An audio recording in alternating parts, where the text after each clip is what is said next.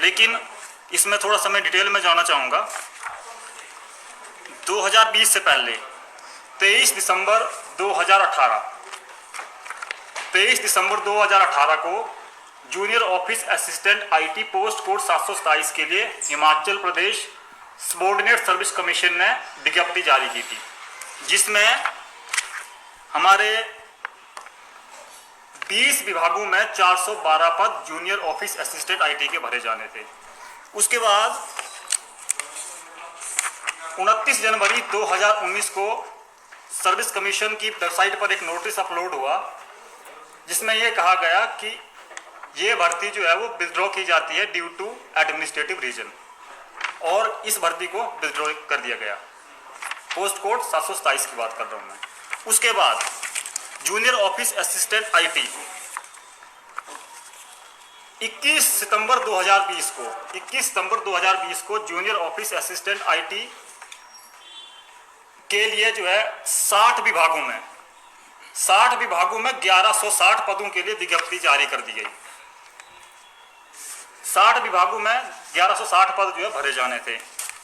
और इसके बाद 10 अक्टूबर 2020 को सर्विस कमीशन की तरफ से एक और इसमें ऐड करने के लिए नोटिस आया, जिसमें 9 विभागों में 596 वैकेंसीज और इसमें जो है वो ऐड कर दी गई इस भर्ती में, जिसकी हम बात कर रहे हैं जूनियर ऑफिस असिस्टेंट आईटी 817 की। तो कुल मिलाकर जो मैंने फर्स्ट डेट बताई 23 दिसंबर 2018, यहाँ से ये भर्ती चली और इसके कुल पद हो गए 1860 पद हो गए टोटल। और 21 मार्च 2021 को पूरे प्रदेश में इसके लिए लिखित परीक्षा का आयोजन किया गया, जिसमें लाखों अभ्यर्थियों ने जो है वो इसमें भाग लिया। और लिखित परीक्षा 21 मार्च 2021 हुई, जिसका परिणाम 1 जुलाई 2021 को आया, जिसमें 19,024 अभ्यर्थी जो है वो चयनित हुए। 19,024 अभ्यर्थी चयनित हुए, जिनकी आगे फर्दर जो है वो टाइपिंग टेस्ट चलने थे, जिनको हम स्किल टेस्ट बोलते हैं। इनके लिए शेड्यूल निकला 14 जुलाई 2021 से, जो चलने थे 18 सितंबर 2021 को। इसी बीच हमारी प्रक्रिया चली हुई थी और बीच में माननीय अदालत से कुछ लोगों ने इस पे जो है रोक ले ली, स्टे ले लिया, और ये हमारी टाइपिंग परीक्षा जो है वो 27 अगस्त 2021 से रुक गई। उसके बाद ये मामला चलता रहा और आखिर में 31 दिसंबर 2021 को माननीय उच्च अदालत ने इस पर जो है अपना फैसला दिया। और फैसला कुछ इस तरह से था वो कि इसमें जो पद ऐड हुए थे या जिसमें पदों को लेकर जो कंफ्यूजन थी, उसको सरकार क्लियर करे और 817 की भर्ती को कंटिन्यू करे। ये इसमें जो है माननीय अदालत ने जजमेंट दी थी। और ये क्लियरिटी जो पदों को लेकर क्लियरिटी देनी थी, ये सरकार ने देनी थी। लेकिन आज आप देख रहे हैं कि जून आ गया है, जून 2022 आ गया है, तब से लेकर अब तक 1% भी इसमें जो है मूवमेंट नहीं हुआ। 1% भी सरकार की तरफ से इसमें काम नहीं हुआ है कि क्या वो इस सीटें ऐड कर रहे हैं, निकाल रहे हैं, क्या इस भर्ती को शुरू कर रहे हैं, क्या इसका जो टाइपिंग टेस्ट का रिजल्ट है वो आएगा या नहीं आएगा, इसके ऊपर अभी तक कोई कुछ नहीं है।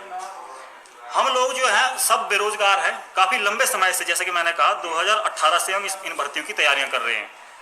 और किस तरह से हमें जो है वो धक्के खा रहे हैं, थोड़ा सा इसमें आपको मैं बताना चाहूँगा। सीएम साहब से हम 1 बार नहीं, 2 बार, 10 बार नहीं, 20 बार हम सीएम साहब से मिले। 7 मार्च 2022 को विधानसभा में हमने घेराव किया, इसको एक शांति प्रदर्शन का हमने नाम दिया। और सीएम साहब ने अंदर से हमारे कुछ जो वहाँ पर चुनिंदा लोग थे उनको मिलने के लिए भी बुलाया। उस दिन सीएम साहब ने अंदर ये कहा कि आपको जो है वो दोबारा विधानसभा आने की जरूरत नहीं पड़ेगी, मतलब एक बड़ा आश्वासन जो है वो हमें दिया। और हम लोग तो खुश हो गए, बाकायदा हम में से कई लोग तो लड्डू बांट रहे थे कि सीएम साहब ने बोला है तो ये भर्ती अब होकर ही रहेगी। लेकिन बाद में पता चला कि वो एक खाली आश्वासन था और उसके ऊपर काम कुछ भी नहीं हुआ। इसी लिए जो सारी प्रक्रिया चल रही थी, हम जो है वो हजारों जो बेरोजगार हैं वो लगातार सर्विस कमीशन जाते हैं। सर्विस कमीशन बोलता है कि जी आप सरकार को पूछो, सरकार बताएगी कि इस भर्ती का क्या करना है। सरकार के पास जाते हैं जी, वो बोलते हैं आपकी फाइल जो है वो कार्मिक विभाग के पास है, आप उनसे पूछो। वहाँ भी जाते हैं हम, कार्मिक विभाग को भी पूछते हैं कि सर हमारी भर्ती का क्या होगा, इतने लंबे समय से ये भर्ती चल रही है। तो कानून विभाग वाले बोलते हैं जी फाइल लॉ के पास है। कोई भी प्रशासनिक अधिकारी या सरकार का कोई भी नुमाइंदा कोई भी अपनी जिम्मेवारी लेने को तैयार नहीं है कि ये भर्ती रुकी कहाँ है और शुरू कौन करेगा इसको। आज प्रदेश में एक बेरोजगार की हालत देखिए आप, हमारी हालत देखिए आप। हम एक गरीब और मध्य वर्गीय परिवार से आते हैं, कोई लैंडलॉर्ड तो है नहीं कि जो हम रोज धक्के खाएंगे। तो किस तरह से आज हमारे माँ बाप ने हमें पढ़ाया, डिग्री डिप्लोमा, और उसके बाद क्या हुआ, कोर्ट में मामला गया, हमने हाई कोर्ट में वकील खड़ा किया, सुप्रीम कोर्ट में कुछ दूसरा मामला गया, वहां पर भी हमने एडवोकेट खड़ा किया। तो मतलब हम ही धक्के खा रहे हैं, सरकार कहीं पर भी हमारी बात सुनने को, उसका जवाब देने को बिल्कुल भी तैयार नहीं है। प्रदेश में आज आप बेरोजगारी के आंकड़े और बेरोजगारी की हालत देखिए हिमाचल प्रदेश में, और आज हम हिमाचल प्रदेश में एजुकेशन के मामले में टॉप स्टेट है। टॉप स्टेट है, केरला के बाद हिमाचल प्रदेश जो है वो हमारे देश में टॉप स्टेट है एजुकेशन के। और बेरोजगारी की हालत देखिए, बेरोजगारी हालत में हम जल्दी ही यूपी और बिहार बनने वाले हैं, नंबर टॉप 6 में आ गया हमारा नाम हिमाचल प्रदेश का। राष्ट्रीय जो बेरोजगारी की औसत दर है, उसकी बेरोजगारी की औसत दर से हिमाचल की औसत दर जो है बेरोजगारी की दुगनी हो चुकी है।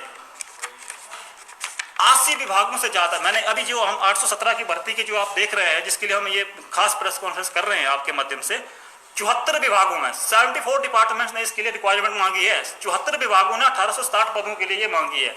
हिमाचल प्रदेश में तमाम विभागों में पद खाली चल रहे हैं, सैकड़ों विभागों में जेओए के कई पद खाली चल रहे हैं।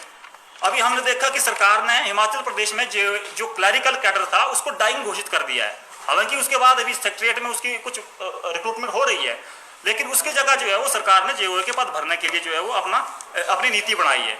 लेकिन पिछले 4 सालों से माननीय मुख्यमंत्री जयराम जी के शासनकाल में एक भी भर्ती जेओए की जो है नहीं हुई है। सारे विभागों में जेओए के पद खाली चले हैं, और क्योंकि वो प्रमोशन चैनल होता है, उसके बाद जो लोग जेओए के बाद असिस्टेंट बनते हैं, सीनियर असिस्टेंट बनते हैं, वो भी नहीं बन पाए, और वो भी खाली चले हुए। वहां पर विभाग जो है वो लगातार चिट्ठियों पे चिट्ठियां लिख रहे हैं सरकार को कि आप इन पदों को भरो, हमारी हालत जो है खस्ता हो गई है कर्मचारियों की। वहां पर जो है एक बड़ी रिक्वायरमेंट है, और हम बेरोजगार भी सरकार को यही मतलब रिक्वेस्टें कर रहे हैं कि आप इन पदों को भरिए, आप इन पदों को भरिए, जो भर्तियां लंबित हैं उनको भरिए। लेकिन सरकार है कि उनके कान पर जूं तक नहीं रेंगती। अभी आपने देखा जेओए की हम बात कर रहे हैं, तो माननीय उच्च अदालत ने स्वतः संज्ञान लेते हुए सरकार से ये जवाब मांगा है कि अकेले शिक्षा विभाग में 2000 पद जेओए और लाइब्रेरियन 2000 पद जेओए और लाइब्रेरियन के खाली चल रहे हैं। तो हाई कोर्ट पूछ रहा है सरकार से कि आप क्या कर रहे हैं, एक एजुकेशन विभाग में ही 2000 पद खाली चल रहे हैं, तो क्या आप इनको भर रहे हैं, नहीं भर रहे हैं, क्या सरकार इस पर नीति बना रही है। तो ये आप हालत देखिए कि किस तरह से जो है वो हालत बेरोजगारी की हिमाचल प्रदेश में चली हुई है। दूसरी तरफ बड़ी हैरानी की बात है, ठेके पर जो है आउटसोर्स पर लोग रखे जा रहे हैं, और उसके लिए हमने माननीय मुख्यमंत्री जी का एक देखा मीडिया में, वो बता रहे थे कि हमने जो है वो आउटसोर्स पर सबसे ज्यादा भर्तियां की है। एक मतलब क्रेडिट ले रहे थे मुख्यमंत्री, अच्छी बात है वो करें, और दूसरी तरफ एक तरफ वो आउटसोर्स पर ज्यादा से ज्यादा भर्तियां करने की कोशिश कर रहे हैं, और दूसरी तरफ कमेटी बना के उनको पॉलिसी में लाने की कोशिश कर रहे हैं।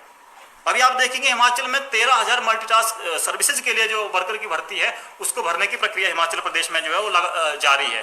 13,000 पद, जिसमें 5,000 पद जो है वो पीडब्ल्यूडी विभाग में है, और 8,000 पद शिक्षा विभाग में।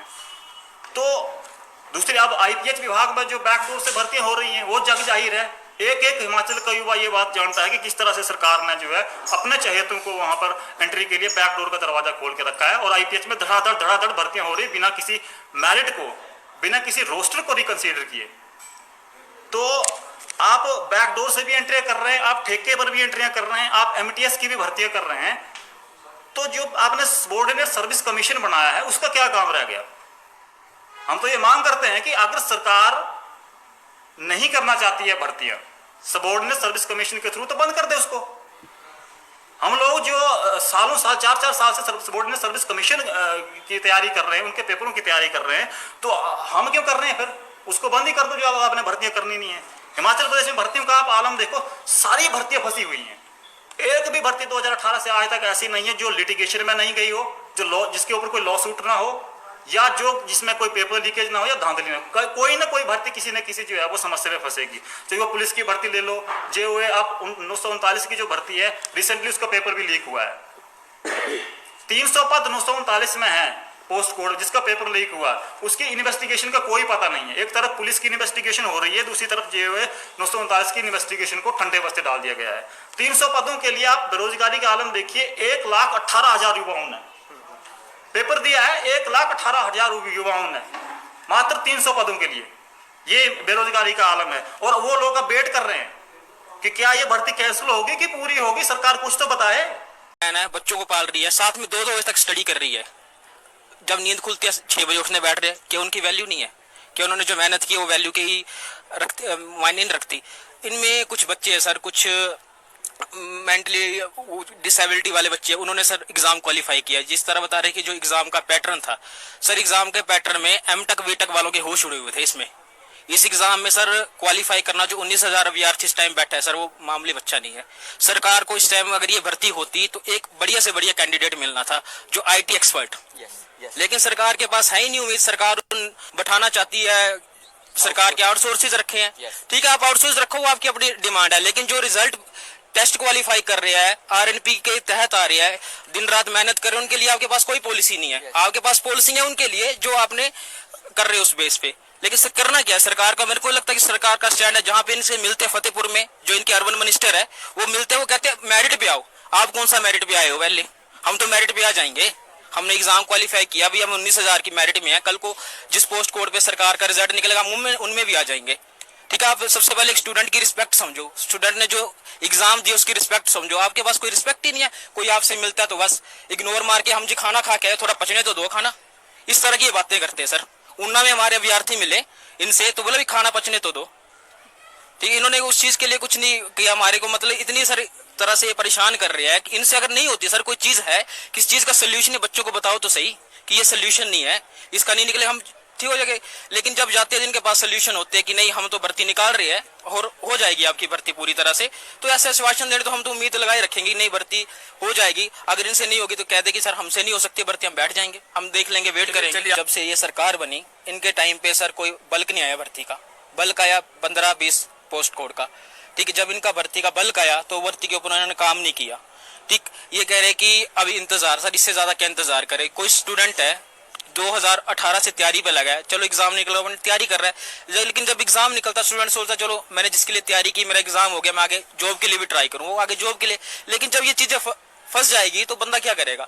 कुछ सर सबसे बड़ी तो रिस्पेक्ट की बात होती है कि एक गर्ल्स के लिए क्या चैलेंजिंग उनकी लाइफ में होती है कि आपको पता है सक मानसिकता कैसी है कि लड़की 25 की हो गई है, एग्जाम क्वालिफाई नहीं हो रहा है तो चलो शादी करवा दो, ठीक है। लड़कों की सर यही चीज है।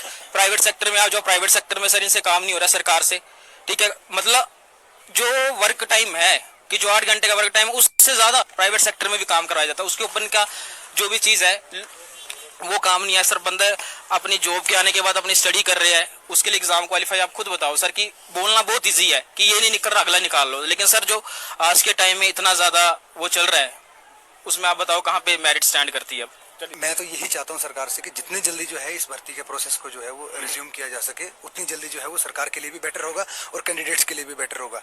ये आपको भी पता है कि ये इतनी बड़ी भर्ती है जो कि CM के सिर का ताज बन सकती थी, लेकिन आज की डेट में ये जो भर्ती है ये उनके गले की फांस बनी हुई है।